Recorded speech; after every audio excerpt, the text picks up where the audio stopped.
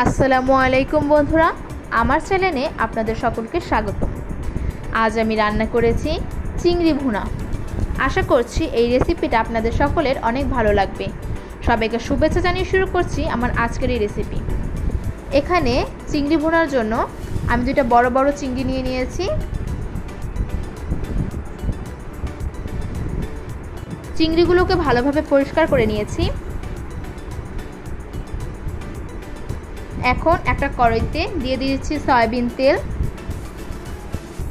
দিয়ে দিচ্ছি দুইটা তেজপাতা,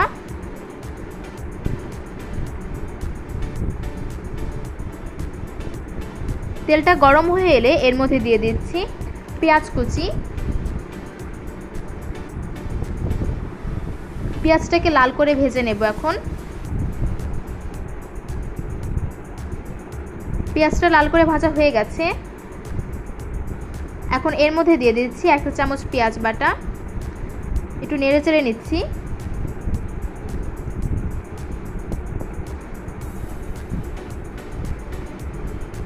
দিয়ে দিচ্ছি 1/2 চামচ রসুন বাটা, দিয়ে দিচ্ছি 1/2 চামচের থেকে একটু কম ধনিয়ার গুঁড়ো ও 1/2 চামচের একটু কম জিরা বাটা। এখন মশলাটাকে কষিয়ে নেব। এখন এর মধ্যে দিয়ে দিচ্ছি পানি, যেন মশলাটা না পুড়ে যায়। দিয়ে দিচ্ছি 1/2 চামচ হলুদের গুঁড়ো ও 1/2 চামচ মরিচের গুঁড়ো। দিয়ে দিচ্ছি 4 থেকে 5টা কাঁচা মরিচ, যা আমি মাছ বরাবর চিড়ে নিয়েছিলাম।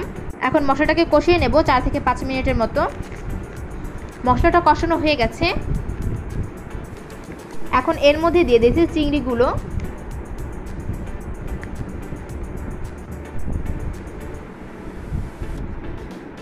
এখন চিংড়িগুলোকে 2 থেকে 3 মিনিটের মতো কষিয়ে নেব।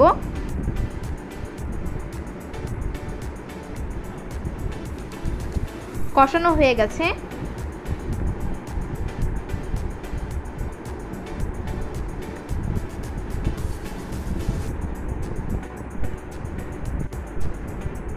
এখন এর মধ্যে দিয়ে দিচ্ছি পানি, দিয়ে দিচ্ছি স্বাদমতো লবণ। এখন একটু নেড়ে চেড়ে 4 থেকে 5 মিনিটের মতো রান্না করে নেব।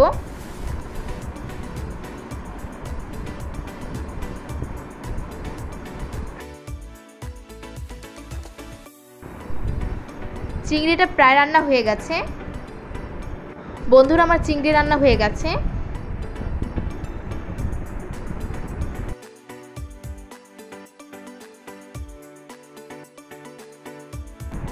বন্ধুরা, আমার ভিডিওটা যদি আপনাদের ভালো লাগে তাহলে লাইক, কমেন্ট, শেয়ার করতে ভুলবেন না এবং এইরকম আরও মজার রেসিপি পেতে আমার চ্যানেলটা সাবস্ক্রাইব করে আমার পাশে থাকবেন।